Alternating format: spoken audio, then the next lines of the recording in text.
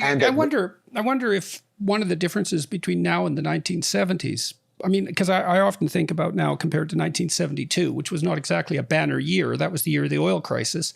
I mean, it seems 73. Yeah. 73. It seems that there were terrible things going on in the world at that time that people were concerned about. And they seem equally concerned now and equally divisive, but the terrible things aren't going on. I mean, the Vietnam War was raging, the Cold War was raging. We were concerned about running out of oil, and that turned out to be, a non-starter. Overpopulation. Yes, I mean extinction. Yes. So and a lot of those things didn't manifest themselves, but certainly the Cold War was absolutely real, and it was raging away in Vietnam, among other places, and so people were very bent out of shape about that, and rightly so.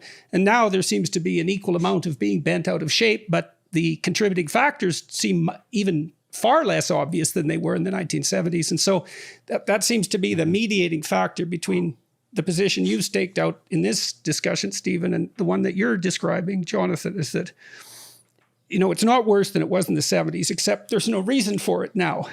Yeah. No, I totally accept Steve's points about progress and about how there are many people, particularly as he says, progressives who don't want to acknowledge that there's been progress. I don't deny any of that. I feel like we're just in the first stages of this new way of living, in which we won't be able to find truth. The processes that let us find truth have decayed in ways that might make the future different from the past. And so if you look at what is happening in journalism, and many people now, not just people on the right, but centrists and others are saying the New York Times is just not as reliable as it used to be, since it's committed itself. I heard a discussion, I think Andrew Sullivan said something like there was a memo went around that we need to make race part of every story. So if the New York Times has this dual telos, all the truth that's fit to print, or is it all the truth that fits our narrative we print? I mean, those are not the same. That's incoherence, and that's basically what's happened in some of the social sciences as well. And so you have to either have the whole institution committed to this really, really difficult thing, which is advancing towards truth, disposing of falsehoods, using only imperfect, flawed, motivated individuals as the units, and creating a process that nonetheless gets you closer to truth. And we've done it in universities, we've done it in juries, in the court system, the legal system, and we've done it in high quality journalism.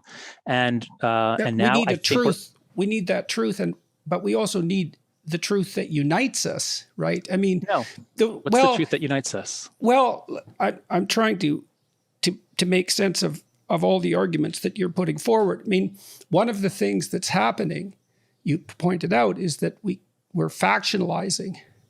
And each faction has its own representation of reality. Right. And back in the heyday of journalism, and it wasn't just journalism, because there was all sorts of central institutions that people trusted fundamentally. Right. And so those institutions were oriented towards the truth in principle, but they also united people.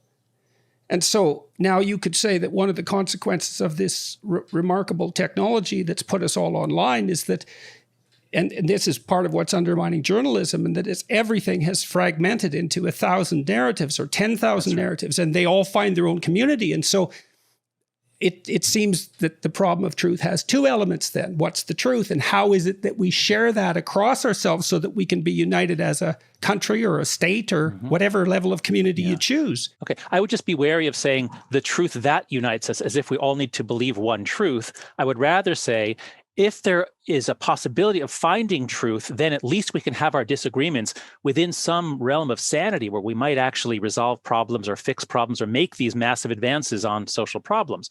Once the ability to find any kind of truth goes away, then it's not that we're not, we can't unite around something.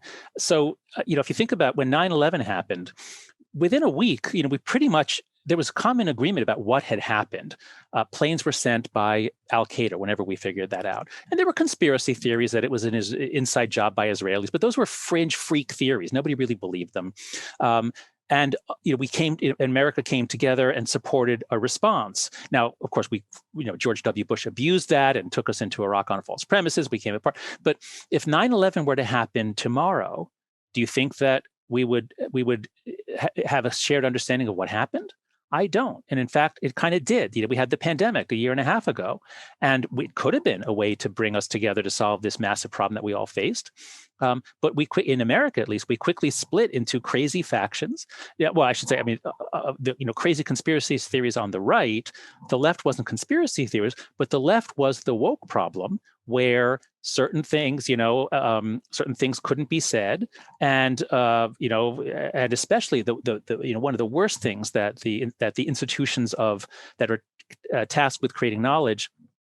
One of the worst things they did was they said, no, you can't get together at church. No, you can't get together to Trump rally. Oh, but Black Lives Matter protests? Yes, go ahead. And so so the right was already so skeptical. And once the epidemiological community did that as a community, they put out a statement, boom, no more trust in the establishment. And that has killed a lot of people, because if not for that, there would be a lot less skepticism about vaccines.